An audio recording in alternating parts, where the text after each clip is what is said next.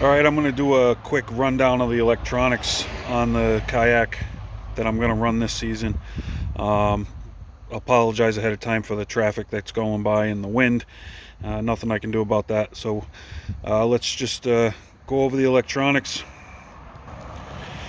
First of all, it's a Old Town Predator PDL.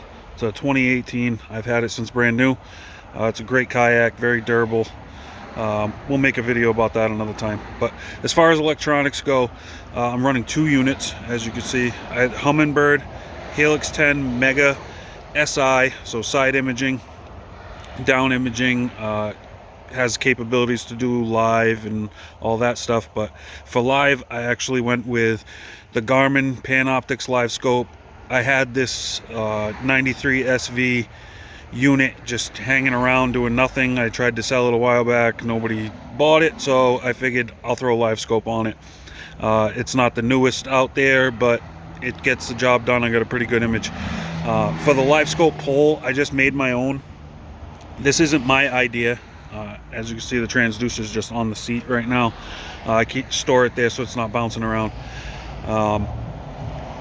But the live scope pole, that's not my idea. There's plenty of YouTube videos out there. I'm not going to get into exactly how I made it.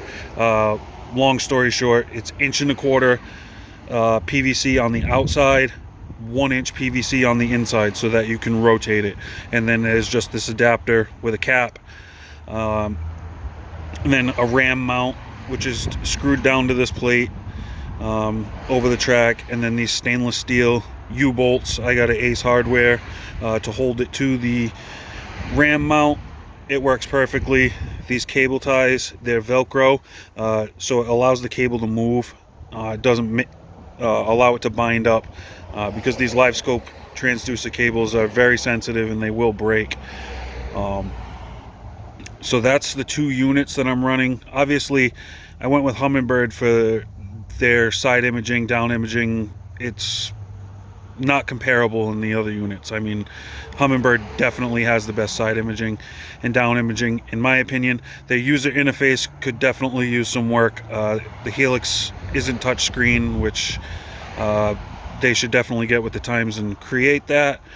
Now, as far as everything, I used, I don't know if you can see over there. Obviously, you can see the baby wipes, but the Yak Attack through hull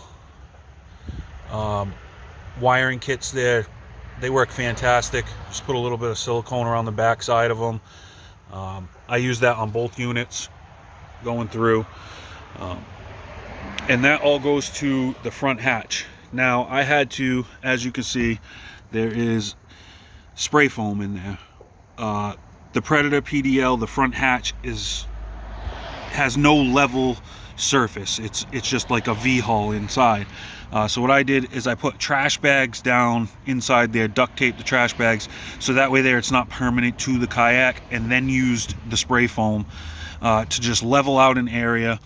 And I put a tote in there, and you can see it holds the GLS 10 black box for the Garmin Live Scope. That's screwed to this like insulation board, hobby board that I got at Home Depot.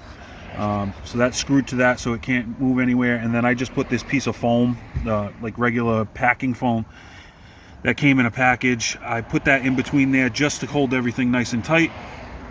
Running a Powerhouse lithium 16 volt 60 amp hour battery that controls both of my units, the Humminbird and the Garmin, and I get no interference, so there's no issues there with that.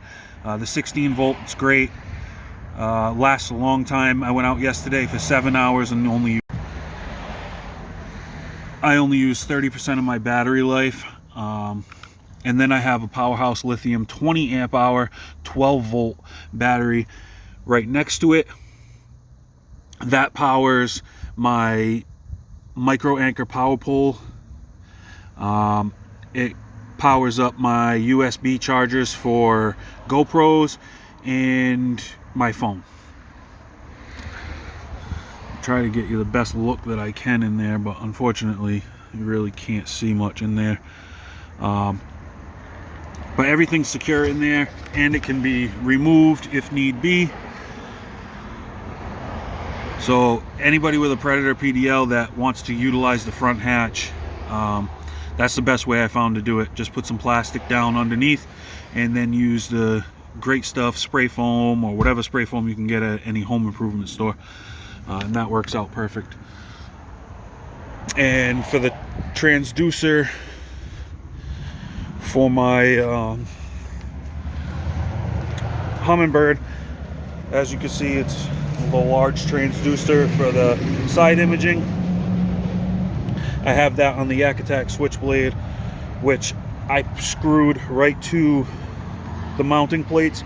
I've tried it on the gear tracks. It seems to swivel too much. Since I've just screwed it down onto the mounting plate, I haven't had much movement with it. Seems to work out much better. But that is pretty much it for my electronics. Thanks for watching, guys.